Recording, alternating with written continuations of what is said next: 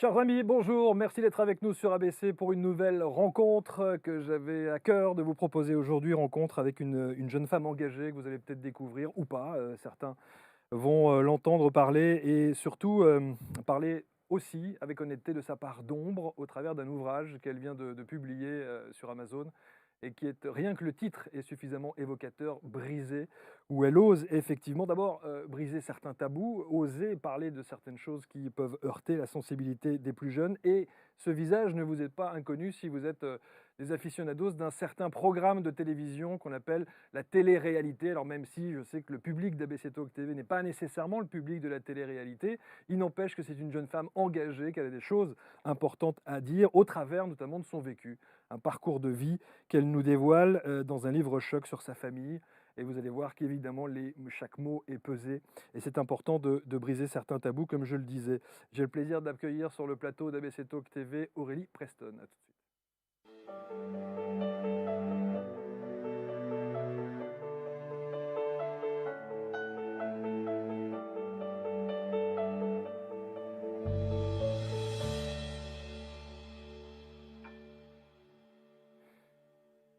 Et voilà, on y est. Bonjour. Bonjour. Je suis ravi de vous accueillir. Merci à vous de me Merci, recevoir. merci infiniment. Est-ce qu'on est bien dans ce petit studio? Franchement, j'adore. C'est vrai? Ah, c'est comme à la maison, j'adore. Vous avez des Chesterfield à la maison? Ça se pourrait. Ça se pourrait. Ça se pourrait. Aurélie Preston est donc notre invitée sur ABC Talk TV, Brisé, petit ouvrage que l'on retrouve sur Amazon Oui, en exclusivité, oui, en exclusivité. parce Ouais. qu'on a voulu, en fait, c'était important pour nous, Louisiane et moi, parce que c'est la co-autrice avec qui j'ai écrit Brisé, d'être complètement libre. C'est-à-dire qu'en fait, c'est surtout quand je suis sortie de l'hôpital, On les va en gens ont pu parler. le voir, etc. En fait, de pouvoir vraiment le sortir quand on avait envie, parce que c'était une thérapie pour moi. J'avais eu d'autres propositions d'édition, mais c'était important pour moi qu'en fait, déjà, soit l'humain, et j'ai une énorme connexion humaine avec Louisiane, et en plus de ça, elle a pu voir dans quel environnement pendant 3 semaines je vivais, c'était important, Hmm, et j'avais besoin que ce soit intime. Je ne pouvais pas aller dans une grosse structure, hmm. parce que je devais, en fait, au vu de ma famille, etc., et des choses qu'il y a tous les jours, comme je disais, c'est tous les jours un trauma. Hmm. Voilà, c'était important qu'on puisse être libre là-dessus. Alors, j'ai dit Aurélie que effectivement, le public d'ABC Talk n'est pas nécessairement un public qui regarde la télé-réalité, Mmh. qui ne connaît peut-être pas votre histoire. C'est pour ça Oui. que je voulais qu'on y revienne. Il y a des mots dans la petite fiche que j'ai là, que j'ai pas utilisés dans la présentation et dans le lancement. Je parlais de drogue, d'alcool, de tentatives de suicide et autres. C'est le cas, Oui. c'est votre histoire. Est-ce que vous en parlez facilement aujourd'hui? Disons que d'avoir gardé le silence pendant plus de 30 ans et d'avoir toujours justement, tenu la face, même devant mes amis qui ont découvert cette année, en fait, ce que je vivais et qui me disaient: Ouais. «Mais attends, quand on était en vacances à Marbella, tu tout le temps le smile, tu une fille qui a tout le temps le sourire», et en fait, tu avais ça comme poids sur tes épaules. Hmm. Donc c'est vrai que ça m'a libérée, en fait. Ça m'a libérée, ça m'a permis justement aussi peut-être d'accepter des choses que j'acceptais pas, de mettre justement, des mots aussi sur des mots à travers Brisé. Et oui, et je pense que c'est important d'en parler, mais aussi pour d'autres personnes, c'est un côté en fait très salvateur. Donc je pense que ça peut aider en fait. Alors, on va voir la démarche, on va voir votre engagement. J'ai dit que vous étiez une jeune femme engagée. On va voir de quelle manière. Quand on a lu cet ouvrage, la première question que j'avais envie de vous poser, j'avais envie de vous dire, très honnêtement, vous méritez d'être heureuse. Merci. Je trouve que maintenant, ça suffit et vous méritez d'être heureuse. Et je me suis dit en même temps, quelle serait pour vous aujourd'hui la définition du bonheur? Qu'est-ce qui vous manque? Qu'est-ce qu'il faudrait? Oula, dans mes rêves ou dans la réalité? Votre définition du bonheur. Dans mes rêves, ce serait d'avoir une famille, parce que c'est vrai que c'est très difficile de jamais avoir dit papa et de jamais avoir pu mettre un visage, et d'avoir une mère en fait. Parce que je sais pas ce que c'est d'avoir une mère. Comme je disais, je suis la fille de personne en gros. Et ma grand-mère, elle m'a sauvé la vie. Et donc voilà, ma définition du bonheur aujourd'hui, ce serait justement de vivre dans un monde meilleur, de faire que la pétition que j'ai lancée, et on en parlera je pense Mm. après à travers vos questions, puisse vraiment aboutir sur quelque chose. On arrive en fait à au moins à gagner une partie du combat, j'ai envie de dire. Et d'ailleurs, je tiens à dire merci à Brigitte Macron, parce que moi, je suis pour ce qu'elle est en train de faire. Et je sais qu'en fait, là, par rapport, vous savez, aux uniformes à l'école, Oui, je trouve j'ai ça entendu super. ça, oui. Je trouve ça super parce qu'en fait, il y a de la discrimination aussi quand on n'est pas habillé en marque, quand on n'est pas de la même classe sociale que certains. Et ça peut participer au harcèlement. Donc, pour moi, c'est super. Le harcèlement que vous dénoncez, hein, que je très dénonce, clairement. Mmh. aussi bien scolaire, parce qu'en fait, on parle souvent de celui que j'ai vécu en télé, mais pour moi, en fait, c'est autre chose aussi. C'est un harcèlement, comme je dis, à 360 Mmh. et donc c'est important pour moi et d'ailleurs merci Brigitte et le bonheur, ce serait vraiment, bah, en fait, qu'on arrête le génocide de notre propre espèce, en fait, qu'on s'accompagne, qu'on arrête de se juger, qu'on s'élève tous ensemble. Je trouve ça dommage d'avoir eu autant d'évolution, sur plein de choses, sur plein de technologies et de régresser autant sur l'humain. C'est vrai que c'est utopique ça, hein. Vous y croyez quand même? Vous pensez qu'un jour on arrivera à ça? Oui, vous savez pourquoi? Parce que je pense qu'aujourd'hui, les gens, ils ont besoin de ça, en fait, parce qu'ils en ont marre d'être dans le digital. À travers, bah, la crypto-monnaie, les réseaux sociaux et cetera, il y a plus rien de palpable. Même dans les relations humaines, il y a plus de palpable, en Alors, fait. je suis d'accord avec vous et je vais me faire un peu l'avocat du diable. Oui. Vous avez profité de tout ça.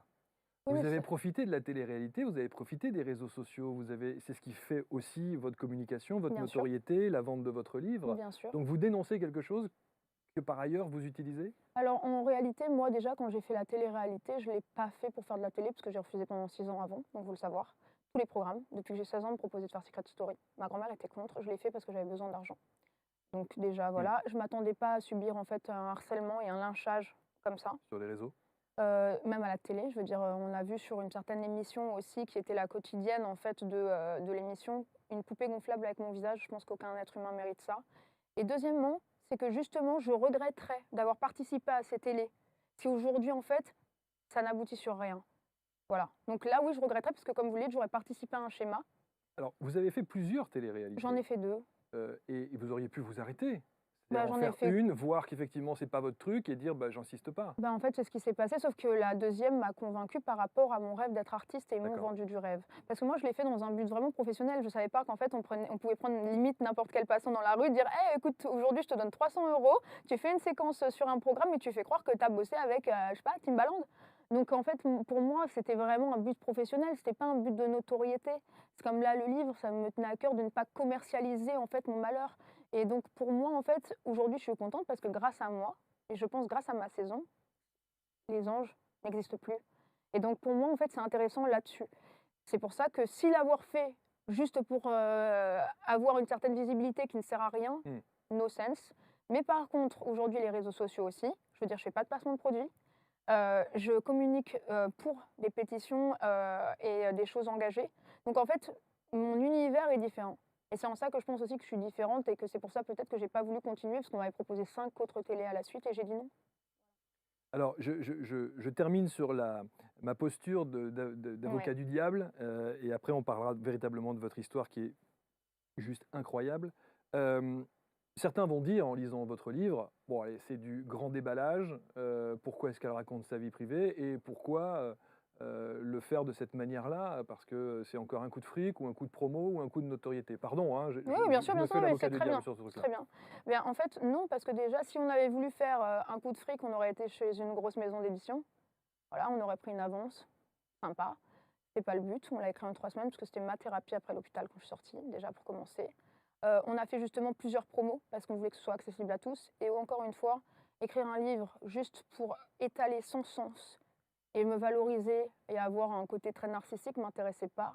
C'est justement pour dénoncer des choses comme la toxicomanie, comme le harcèlement et peut-être diaboliser aussi certaines choses comme les médicaments, etc. Parce qu'en fait, et l'alcool, parce qu'on nous parle tout le temps en fait de la drogue, mais on ne parle pas en fait de la drogue qui est présente tous les jours et qui sont des fléaux dans notre quotidien. Mmh. Et donc c'était vraiment le but en fait d'arriver sur des messages. Donc c'est pour ça qu'à la suite il y a la pétition, etc., etc. Et de me joindre aussi à des associations, de faire plein de choses. Là justement, on va commencer aussi à aller dans des lycées. On a reçu avec Louisiane énormément de propositions. Enfin, le but c'est ça en fait. Et donc l'argent généré par le livre, et bah, c'est aussi déjà Louisiane, parce qu'elle a fait un travail remarquable, qu'elle ait son argent. Mais moi, mon argent, il va être investi en fait dans tout ça, dans aller dans des écoles, dans faire des choses, Faire de la prévention, voilà, faire de la prévention. Et c'est ça qui m'intéresse. C'est pas l'argent, l'argent, vous savez, ça va, ça vient. jusqu'au plus haut sommet de l'État Exactement. et on vous a reçu. Bah non, mais c'est le but. Là, on a déjà en 3 semaines 27 000 signatures sur ma pétition. Si on arrive à 50 000, je pense qu'on aura un peu plus de poids. Voilà, le but, c'est d'avoir des actions que j'explique très bien dans la pétition qui soient mises en place, comme des tests, par exemple, psychologiques pour les hauts potentiels émotionnels. Parce qu'en fait, c'est souvent les hauts potentiels émotionnels, les zèbres aussi au QI intellectuel, etc., qui sont pris pour cible. Les gros empathes, en fait, il y a 11 types d'empathie, et ça, on ne nous l'explique pas forcément. En Hollande, il y a quelque chose qui a été extrêmement bien mis en place. Une fois par semaine, ils ont un élève de la classe qui est pris comme victime et les autres en bourreau. Et ça a baissé le harcèlement de 50%. Pour que les gens se rendent compte, pour que Pour- les élèves se rendent compte Oui, de la parce que situation? en fait, quand on vit pas les choses, Bien sûr. ça nous touche pas, hein, enfin voilà.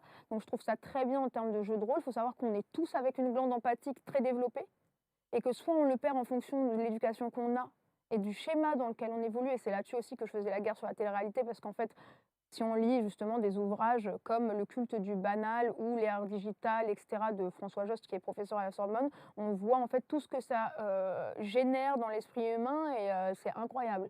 Donc en fait, c'est en tout ça que j'essaye d'être engagée et de faire de la prévention qui est très importante pour moi. Que vous êtes loin de l'image que vous avez véhiculée dans ces émissions de télé-réalité. Ouais. Vous êtes très très loin de Je cette suis l'opposé image-là. même de mon physique, je dirais. Mais c'est ça qui est intéressant. C'est bien un Kinder Surprise, je pense. Kinder Surprise, c'est bien que vous vous définissiez comme ça. Alors on revient sur votre parcours parce que dans votre livre, vous ne mâchez pas vos mots, hein, vous Oui. y allez. Ouais. Hein. Et encore, Et- on a été soft. Hein. C'est vrai, Et il y a eu- Louisiane a eu énormément de travail parce que pendant les 3 dernières semaines de ma vie, on a eu 3 tentatives de suicide de ma mère. Enfin, on a vécu beaucoup de choses ensemble. Quand on fait, entre guillemets, l'arbre généalogique un peu, parce que moi je crois énormément au transgénérationnel. Oui, Pour même ceux la qui ne- psychogénéalogie, vous La voulez dire? psychogénéalogie et le Oui. transgénérationnel, c'est-à-dire le fait d'être impacté par les mémoires de nos aïeux, de nos parents, grands-parents, arrière-grands-parents. Quand on remonte dans votre histoire, mais dès votre arrière-grand-père, ça commence déjà à mal tourner. Bah, en fait, c'était mon grand-père. Parce que donc déjà, du côté de mon père, je ne connaissais personne. Et si vous voulez, toutes les réponses à mes questions, je les ai eues là pendant qu'on a écrit le livre. On a trouvé des lettres chez moi de 1973. Et j'ai découvert mon histoire après 30 ans de questionnement. Il y a des choses qui se sont justement, il y a eu de la résilience sur certaines névroses, mais il y a aussi des choses que j'ai découvertes. Et que j'ai compris, en fait, par exemple, la rencontre avec mon père, pourquoi elle n'avait pas eu lieu. Et en fait, merci mon Dieu, parce que je n'aurais pas pu m'entendre avec un individu comme ça. Votre père que vous n'avez donc jamais vu, vous n'avez eu qu'une fois au téléphone, je Oui. crois, c'est ça, hein? Oui. Et donc et alors, est-ce qu'aujourd'hui, comment vous vivez avec ça, le fait de ne pas avoir eu un de père, deux, même s'il était existant, de ne pas être en contact avec lui? Ça a été très difficile, parce qu'en fait, mon rêve dans la vie, c'était de rencontrer au moins une fois mon père, savoir à qui je ressemble, parce que quand on se voit tous les jours dans une glace et qu'on ne sait pas forcément à qui on ressemble. Puis il y avait quelque chose quand j'étais jeune, c'était bizarre, mais quand j'allais faire mes cours de théâtre le samedi matin, je prenais le train, je me disais ça pourrait être lui, ça pourrait être lui, ça pourrait être lui. Il me ressemble pas mal, etc., etc. Et je pense qu'il y a beaucoup de gens qui se reconnaîtront là-dedans, ceux qui n'ont pas eu la chance aussi d'avoir Alors, une figure paternelle. je regardais donc, votre arrière-grand-père adopte Oui. celui qui va devenir votre grand-père. Oui. Ok. Il rencontre une femme qui s'appelle Madeleine, Oui, qui devient votre grand-mère. oui, ma mamie. Et ils vont avoir une fille qui est votre maman. Oui, Françoise, et ma tante aussi, Patricia. Voilà. Bon, après, on a changé les prénoms Et dans vous avez l'ouvrage changé par les prénoms. respect pour tout le monde. Et votre grand-père, lui, il a déjà une addiction au jeu et à l'alcool. Qui a été développé par le fait qu'il a été adopté pendant la Seconde Guerre mondiale et n'a jamais pu en fait avoir justement lui son arbre généalogique et le fait de Comme pas vous. savoir, voilà, et le fait de pas savoir d'où il venait, il pouvait peut-être pas savoir où il allait, c'est ce qu'on dit souvent. Il y a évidemment de la dépression, votre maman qui est dépressive. Là-dessus, elle rencontre votre père, que vous appelez Parce qu'elle a Georges. vécu l'inceste en fait de Bruno, le deuxième mari de ma grand-mère. C'est pour ça qu'elle s'est retrouvée vivre à Saint-Denis, alors que ma mère avait justement été beaucoup élevée par mon arrière-grand-père, donc qui était pendant 12 ans chef de l'Ordre des médecins de France et meilleur gastro-entérologue de Paris. Et en gros, pour elle, elle arrive à Saint-Denis dans un univers qu'elle ne connaît pas du tout, petite jupe, enfin première de la classe. Ma mère était première de la classe, il faut quand même le savoir, et c'est ce qui me choque. Et c'est quand j'ai découvert cette lettre.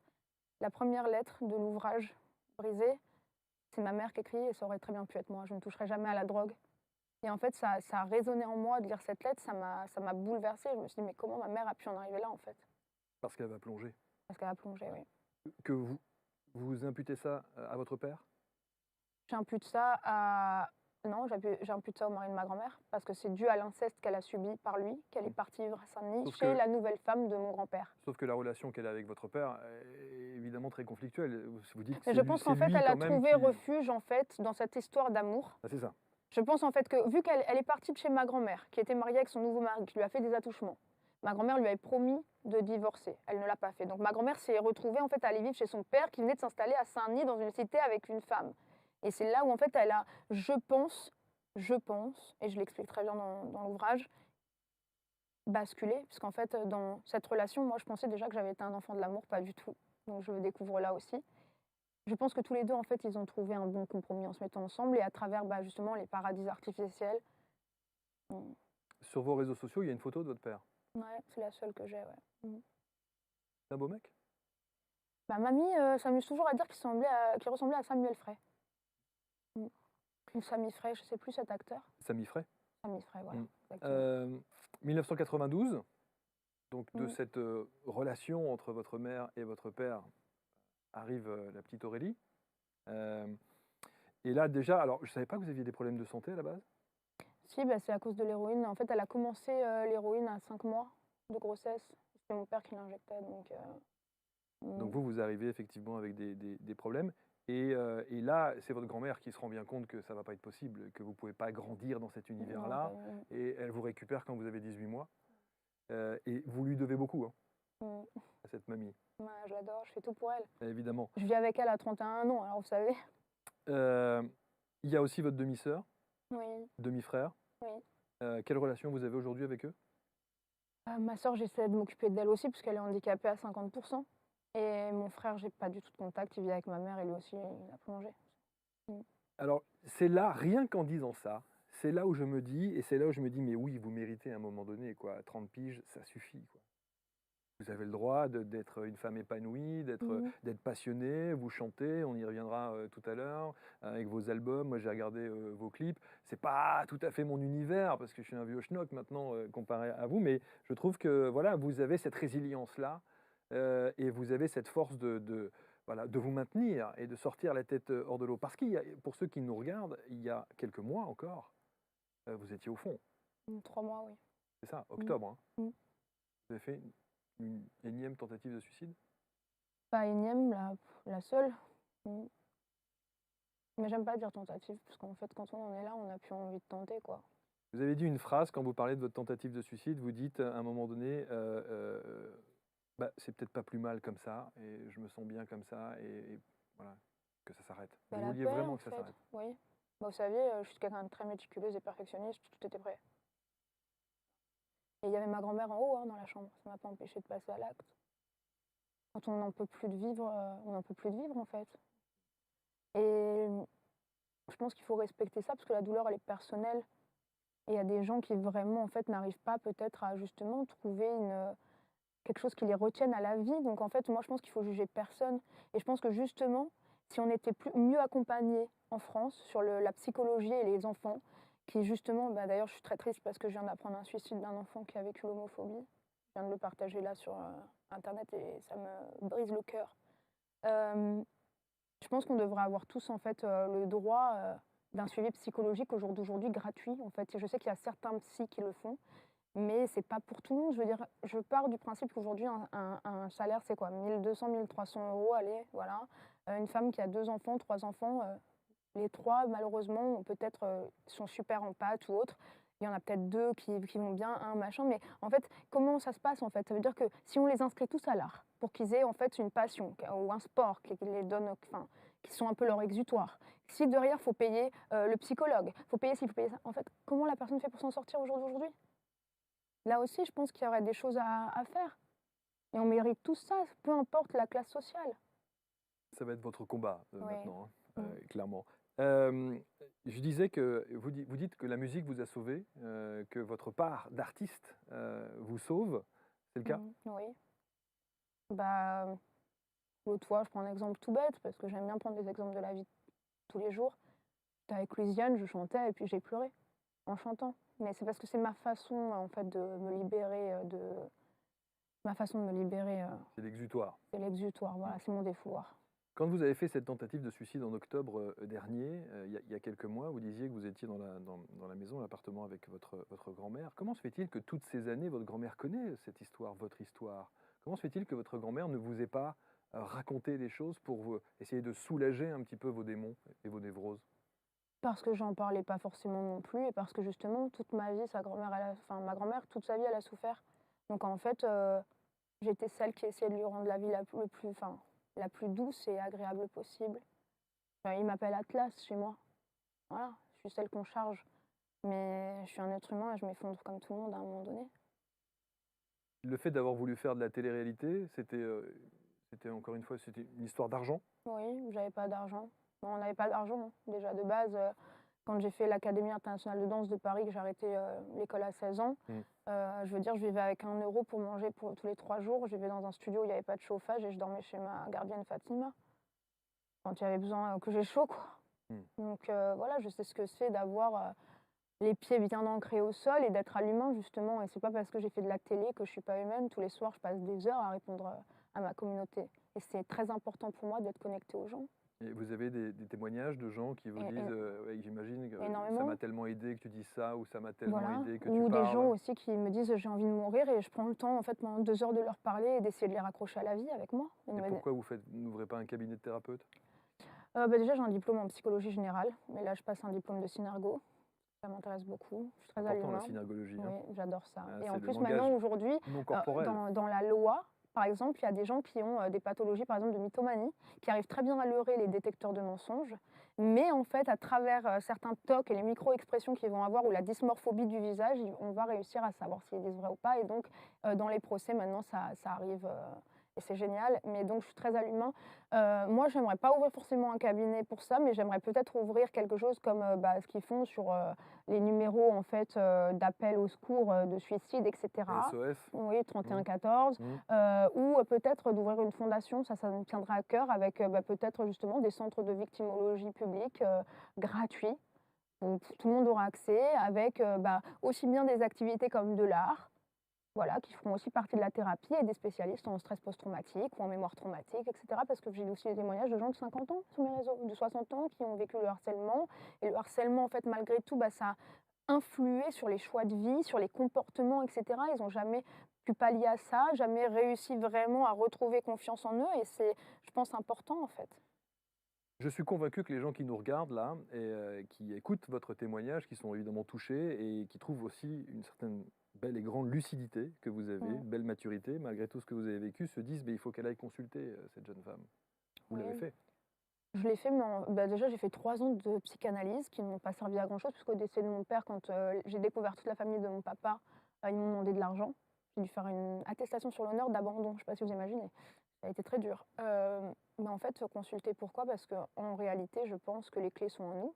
Si on s'instruit, si on lit, si on fait du sport, si on apprend à se découvrir, parce qu'on apprend à se découvrir aussi tous les jours à travers les épreuves de vie, et en fait, on ne sait pas qui on sera demain. Donc je trouve ça très intéressant, mais au-delà de ça, même pas ça, c'est que dans ce cas-là, il faudrait que j'ai un psychologue H24 avec moi, parce que tous les jours, c'est ça. Tous les jours, c'est, toutes les heures, c'est, un drame. Donc en fait, j'ai même pas le temps de comment dire? De résilier à un trauma, puis il y en a un autre qui arrive. Donc maintenant, en fait, voilà, Dans votre vie de tous les hello les jours? copains, Personnelle? hello les traumas, tous les jours. C'est vrai? Bah oui, bonjour, bonjour le nouveau trauma de la journée. Mais c'est pas grave parce que en fait, j'ai appris à m'acclimater comme ça. Donc limite, quand il y a rien, je me dis: «Ouh là, qu'est-ce qui se passe? Tout va bien. Ouh là, qu'est-ce qui se passe? Alors qu'est-ce qui va arriver là? Parce que là, ça va être quelque chose d'énorme».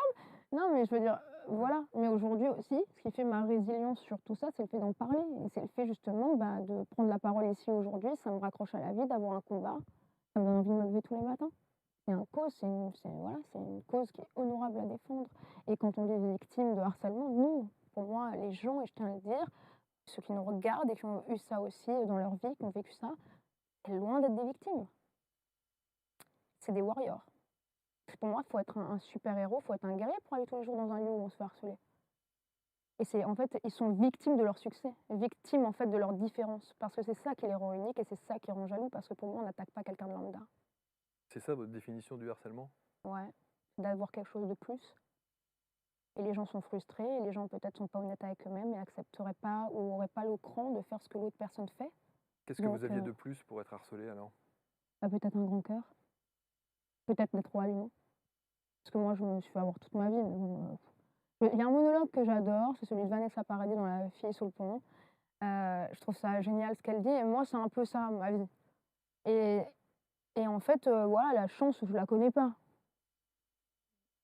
Et aujourd'hui, en fait, pour moi, faut soit la créer, soit faut mais en gros, pour moi, le fait d'être différente, d'avoir été justement une hyper empathe, d'avoir été, chantée dans les toilettes de l'école, enfin, j'avais déjà un côté très artiste, mais le fait d'avoir manqué d'amour, peut-être que je devenais gênante à chercher la reconnaissance à travers les gens, parce que je voulais toujours être appréciée. Mmh.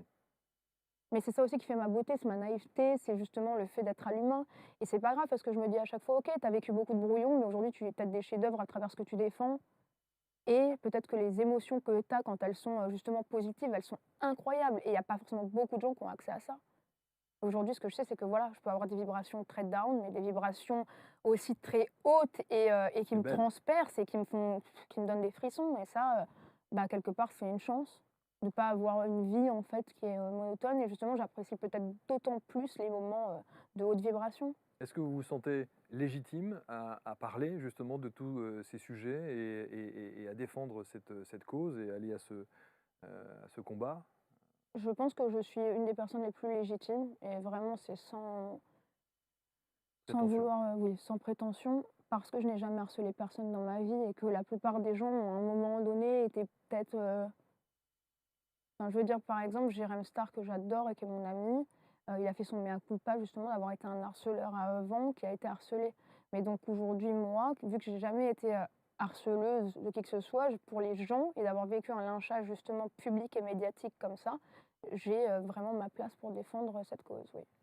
Vous parliez de votre parcours de vie, on peut aussi se poser la question de votre parcours amoureux et vous dites les rencontres que vous avez eues avec tous ces hommes, enfin certains de ces hommes que vous acceptez de présenter dans votre livre. Là aussi, on sent bien que vous êtes à la recherche d'une figure paternelle. Oui, bien sûr, parce que déjà quand, j'étais jeune, enfin mon premier er conjoint, il avait, 15 ans de plus que moi, le deuxième en avait 13, je cherchais un père en fait.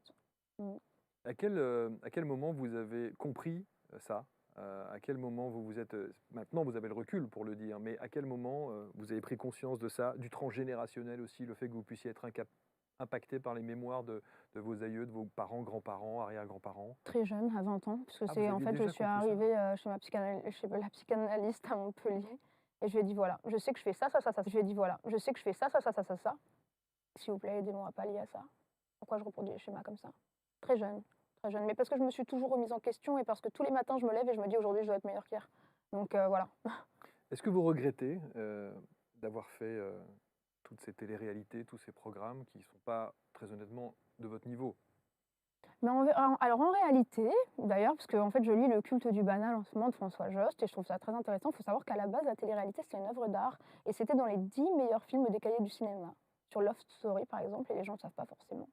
C'est quelque chose d'artistique et c'était une œuvre en fait de filmer les gens au quotidien, etc. Mais en fait, ce que je dirais, c'est que ce que je vous disais au début de l'émission, c'est que en réalité, si j'ai fait ça pour qu'aujourd'hui ça serve à quelque chose, et pour moi ça a servi parce qu'aujourd'hui un des programmes n'existe plus, notamment Les Anges, là c'est intéressant. En fait, de dénoncer quelque chose qu'on a vécu et qui, pour moi, n'est pas normal et qui, justement, influence les jeunes. Parce que quand on lit en psychologie, donc il y a l'éloge du quotidien, il y a le voyeurisme, il y a le mimétisme, il y a la transposition, il y a le sadisme, enfin, il y a énormément de choses, en fait, qui se mettent en place à travers l'esprit humain. Et pour moi, la télé-réalité, déjà, ça ne devrait pas aller aussi loin. L'être humain a besoin d'un cadre. Et deuxièmement, ça ne devrait pas être à des horaires comme celle-ci qui influencent, en fait, la nouvelle génération. Et c'est en ça que je disais aussi que mon combat va être aussi euh, digital, parce que pour moi, il devrait y avoir des modérateurs. C'est trop facile, par exemple, pour la twittosphère, qui est pour moi une déferlante de haine et une incitation à la haine, et c'est horrible. C'est du harcèlement H24 qui, en plus, prend le relais souvent dans la vie de tous les jours. Puis, en fait, on nous dit juste, non, nous sommes hébergeurs de données. Non. Désolée, à un moment donné, vous devez aussi prendre vos responsabilités, avoir, je sais pas, peut-être la CNIL qui soit un peu plus présente et demander, par exemple, comme Instagram vient de le faire, à la création maintenant de comptes depuis le 9 novembre 2022, si je dis pas de bêtises, on doit mettre sa pièce d'identité.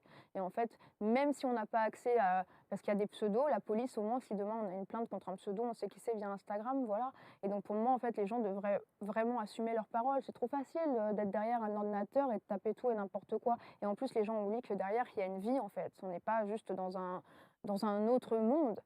Et vu que c'est pas palpable l'humain dessus, pour moi, c'est horrible. Et là-dessus aussi, sur la télé, par rapport à Arcom, qui était anciennement C'est ça? CSA, là aussi, je suis désolée, je suis pas d'accord.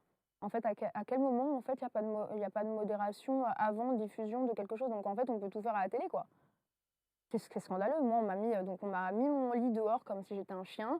On m'a envoyé des seaux d'eau de javel, seaux d'urine. On a uriné sur mon lit. Voilà, on m'a fait un enclos dans le jardin. On m'a mis en fait à la télé sur une poupée gonflable avec mon visage dessus. À quel moment en fait on a juste une amende et le programme continue? Au point qu'il y a eu je ne sais pas combien de victimes de harcèlement dans les saisons d'après, qu'aujourd'hui l'émission n'existe plus, mais qu'aujourd'hui d'ailleurs le parquet de Paris vient d'ouvrir justement une enquête contre la grosse équipe. Mais vous saviez ça avant de vous engager Non, dans une émission comme ça? non, bah Mais non, vous connaissez les dérives de la télé-réalité, on les bah connaît c'était quand même tous. il y a 8 ans, donc je m'attendais pas à ça en fait. Quand on y a eu les premières émissions à la Love Story, par Mais moi j'ai exemple, jamais regardé la télé, déjà je suis pas à la télé chez moi. Donc déjà faut le comprendre, je me suis jamais regardée.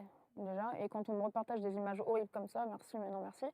euh, Moi, je l'ai fait vraiment dans un but d'argent et de faire en fait ce que je voulais faire. C'est-à-dire, on m'a vendu que j'aurais un tourbus, que j'allais faire là, des voyages en France. En plus, j'adore rouler et tout, c'est vraiment mon kiff. Bref.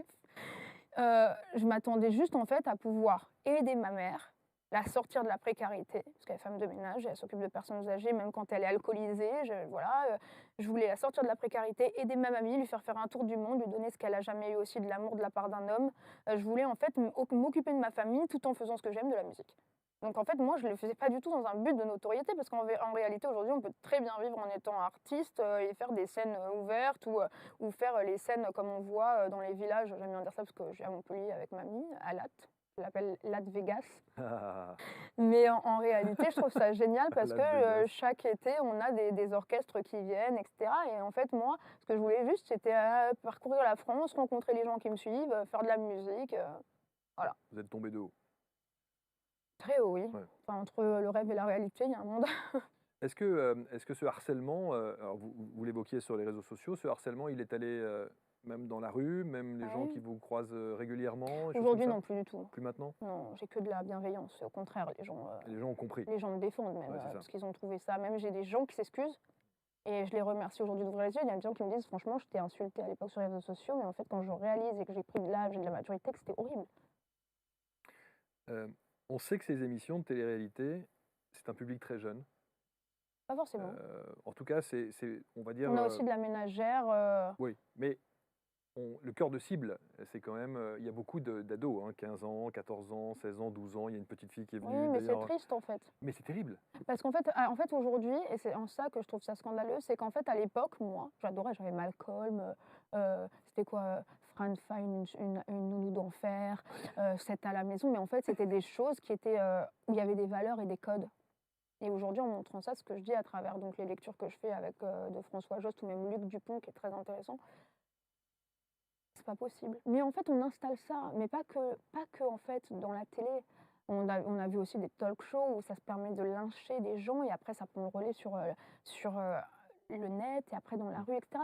Mais en fait, c'est une ère digitale violente, même à travers les radios. Je suis désolée, mais quand on écoute de la musique, moi qui suis fan de Gainsbourg, de Piaf, je veux dire, à l'époque, c'était quand même Gainsbourg qui était un provoque, c'était quand même suggéré et c'était un très beau français. C'était un peu plus classe.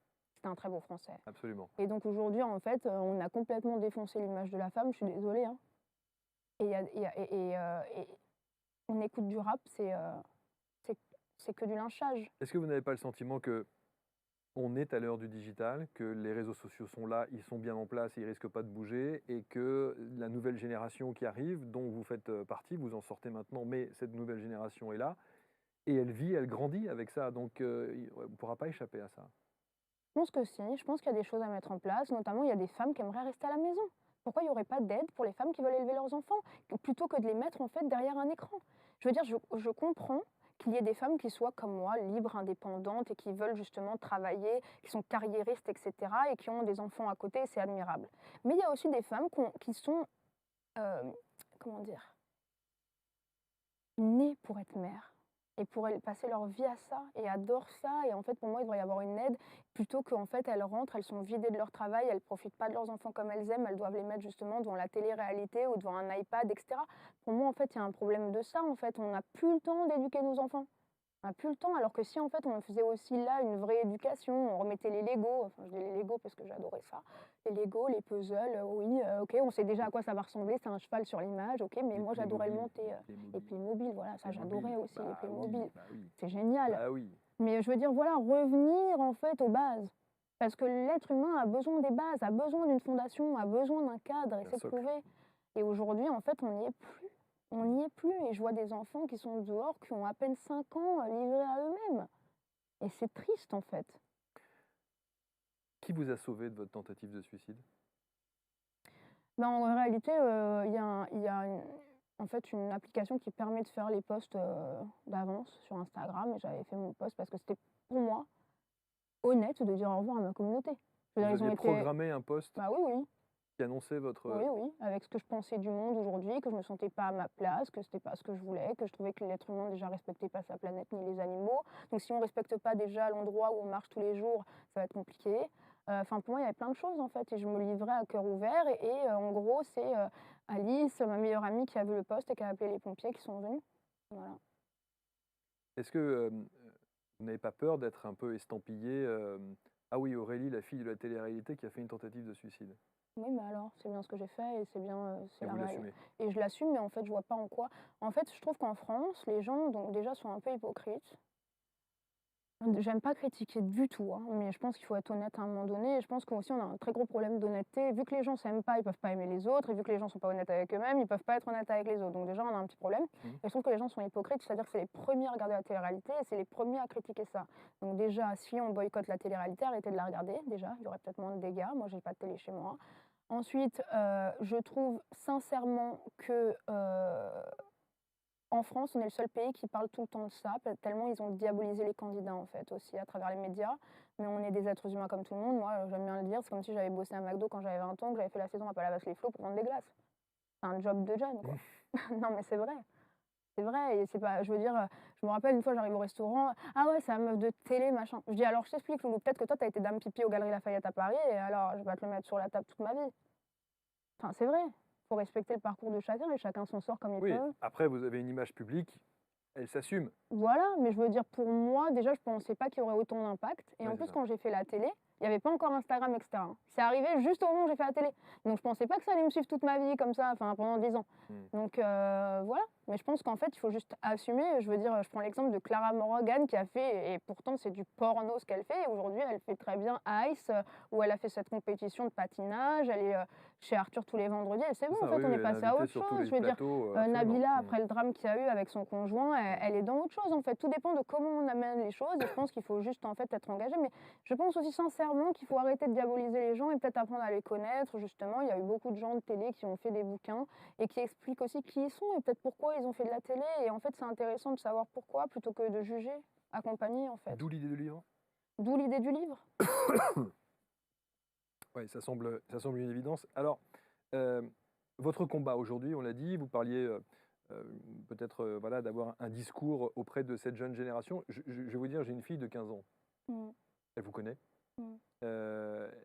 Quand elle a su que j'allais vous recevoir, évidemment, il y a eu une réaction: «Oh! Mais c'est génial, tu la reçois, tu te rends compte, moi j'ai suivi tout ce qu'elle a fait, c'est quand même incroyable ce qui lui est arrivé» et cetera et cetera. Vous vous rendez compte de l'impact que vous avez sur cette jeune génération? C'est vachement Ouais, important. mais c'est en ça que je trouve ça beau.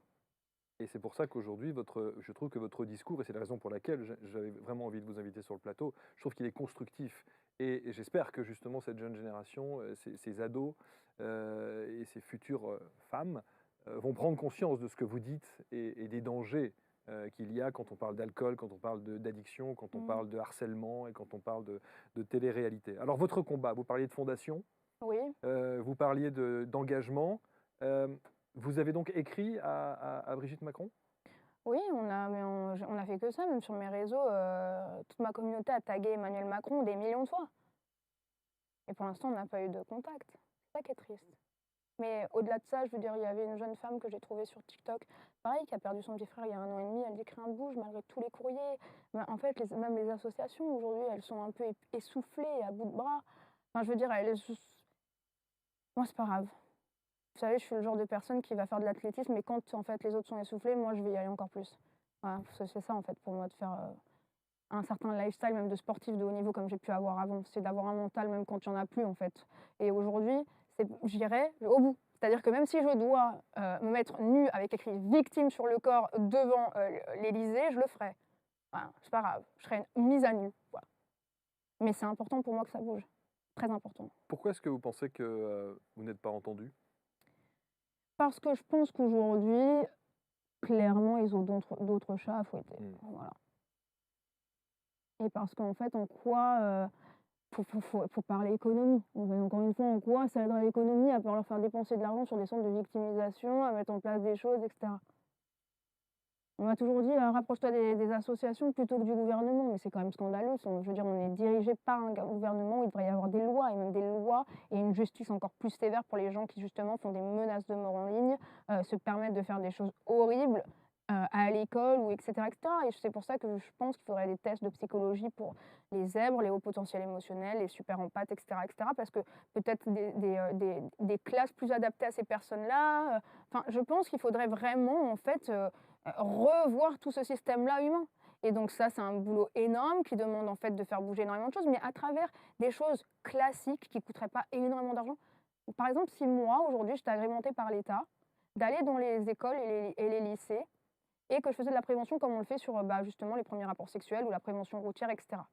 J'aurais beaucoup plus d'impact parce que j'ai vécu le harcèlement qu'une assistante sociale qui vient et qui explique ça. Je suis désolée, mais même sur la prévention sexuelle, moi je préférerais avoir quelqu'un qui a eu le sida ou qui a eu une maladie très importante qui vient et qui me parle. Parce que nous apprendre comment mettre un préservatif ou nous dire vous allez avoir un accident de voiture si la personne n'est pas tétraplégique à la suite d'un AVC, enfin, ça parle beaucoup moins en fait. Et pour moi, rien que ça, une ou deux fois dans l'année, déjà, ça serait exceptionnel. Et ça permettrait en fait de prendre conscience, de faire prendre conscience aux jeunes certaines choses. Parce qu'en gros, moi, je suis de la nouvelle génération, mais je fais partie de la génération Y. Celle qui a vécu en fait la fin d'un temps et l'arrivée en fait des Le nouvelles cul technologies. entre deux chaises, comme vous Voilà, le dites. cul entre deux chaises. Mais au Ouais, c'est final, ça. justement, laquelle je prends. C'est ça. Et en fait, je préférais le temps d'avant. Je trouvais qu'en fait, il y avait beaucoup plus de circuits de récompense. Je m'explique. On était au lycée. On voulait sortir avec son crush. Fallait avoir des bonnes notes pour que papa, maman donne l'argent de poche, pour emmener la personne au cinéma, pour avoir l'occasion ultime de passer du temps, d'avoir peut-être le French kiss à la fin. Et en fait, il y avait tout ce circuit de récompense-là. Et aujourd'hui, en fait, même ça, on l'a banalisé. On est dans du fast-food sexuel Tinder. Ok, super. Uber, je veux manger un McDo. Ok. Mais en fait, il n'y a plus de circuit de récompense. Et l'être humain, en fait, se lasse très vite. Et c'est pour ça même qu'on est venu dans la surconsommation des choses, parce qu'il n'y a plus de circuit de récompense.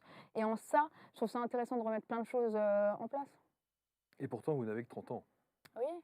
Mais c'est ça quand on a vécu la dureté d'entrée de jeu, quoi.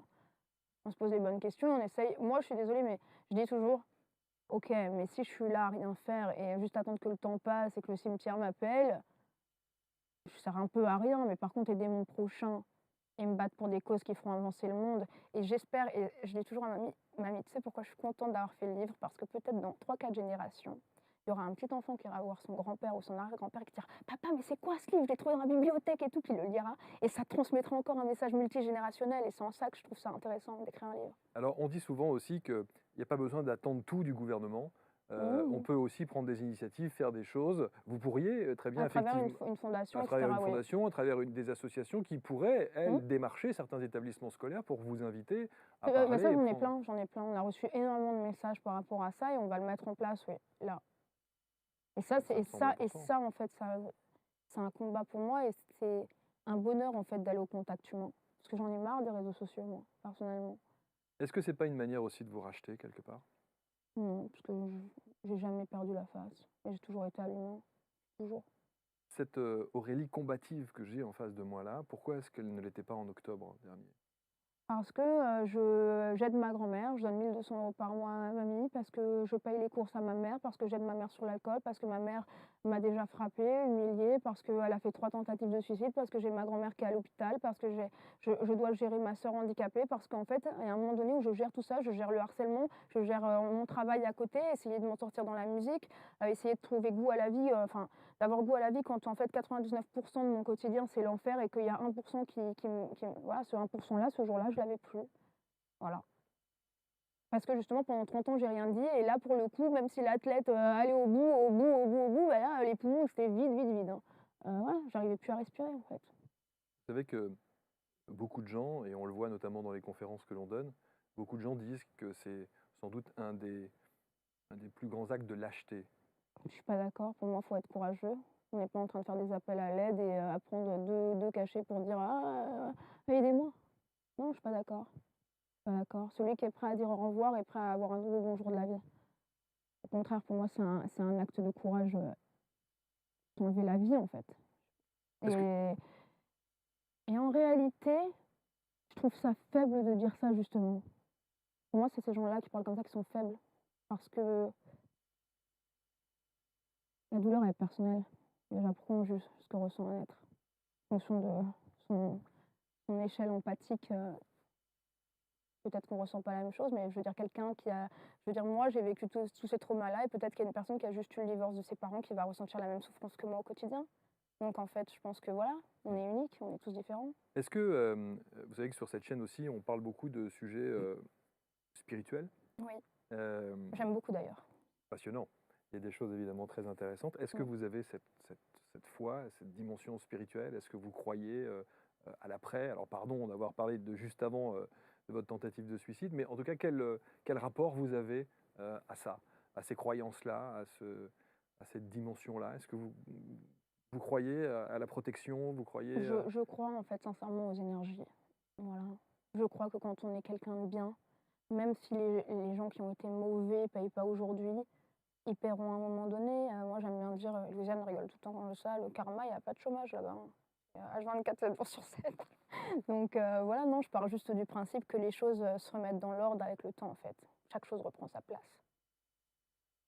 Mmh. c'est beau. Ouais, c'est la vérité. En tout cas, ce livre, Brisé, c'est d'abord, il fallait oser l'écrire. Mmh. C'est une mise à nu, même si on a bien compris et vous le disiez en avant-propos que vous n'avez pas tout dit, Non, vous n'avez pas tout raconté parce que c'était trop. parce que c'était trop, parce que ça allait trop loin, oui. Mmh, Donc c'est pire que ce qu'il y a là-dedans. oui. Et c'est pas du tout, scénarisé ou mis en scène ou romancé, pas du tout. On a été très light justement. Mmh. Quelles sont les réactions, depuis la sortie de ce livre?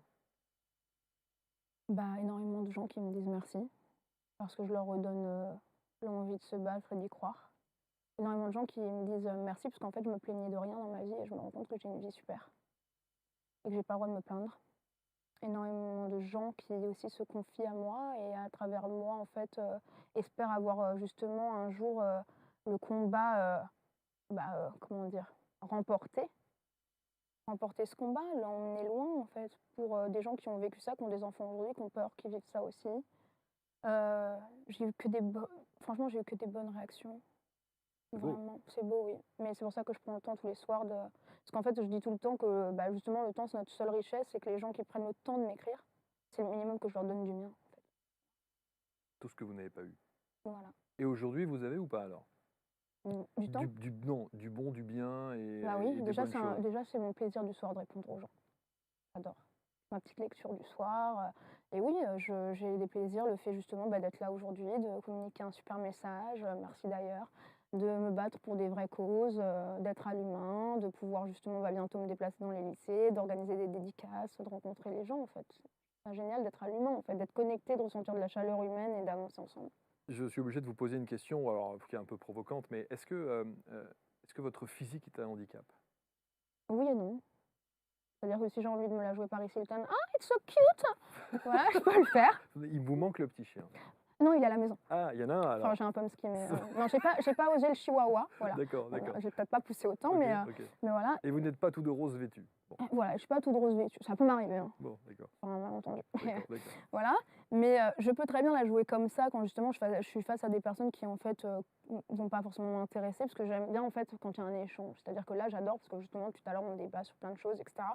Je trouve ça hyper enrichissant, mais après c'est vrai que juste parler de Dubaï, d'une nouvelle montre ou du coup d'hier soir, OK, c'est cool, hein, ça me distrait 5 minutes, mais voilà. Sur 2 heures, je vais clairement tourner en rond et ça va m'ennuyer.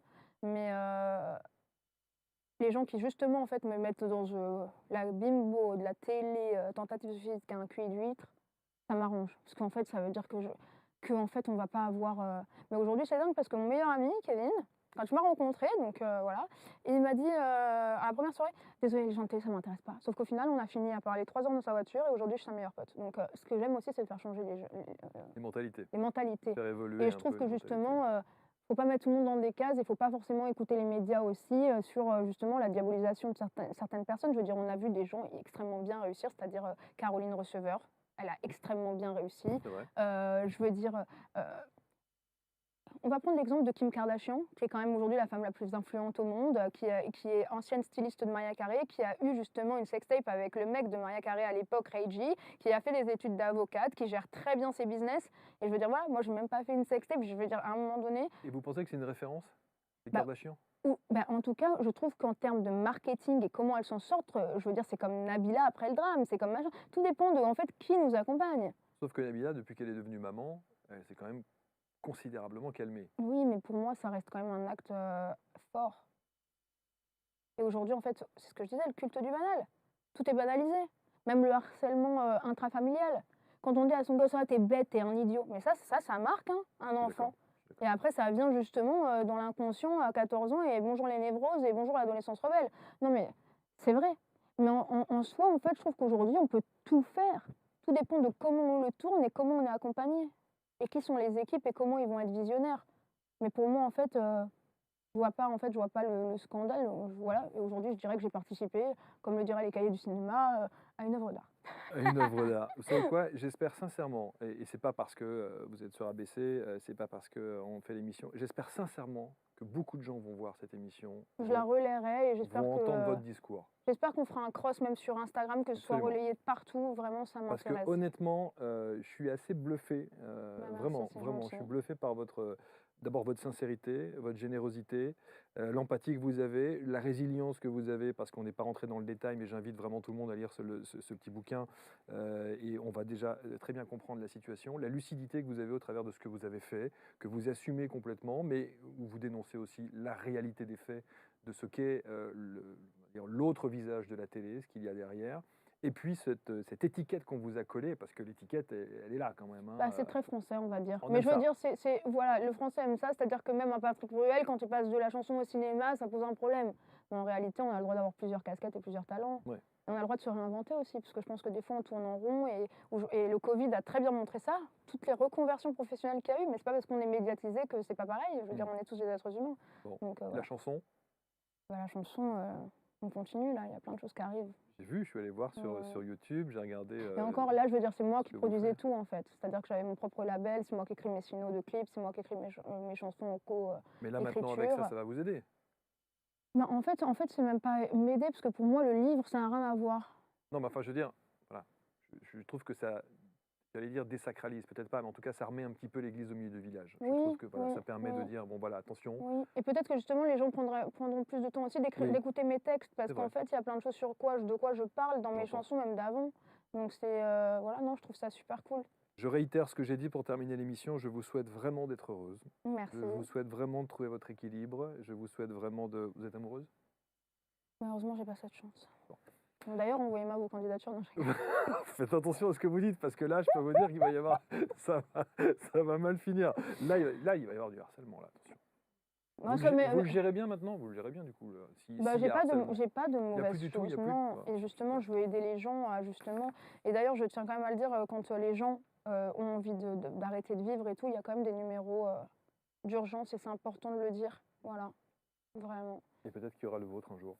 Oui, ce serait un Votre très gros service pas. avec, Ouais, avec vos équipes, et ça serait formidable, ça. ça serait génial. J'espère qu'on vous entendra. En tout cas, à notre petit niveau, on a essayé de... Bah, Voilà, merci, franchement, non, c'est une pierre à l'édifice et je remercie toutes les personnes qui justement bah, relaient la pétition, comme relaient aussi bah, le livre, les messages qu'il justement bah, transmet.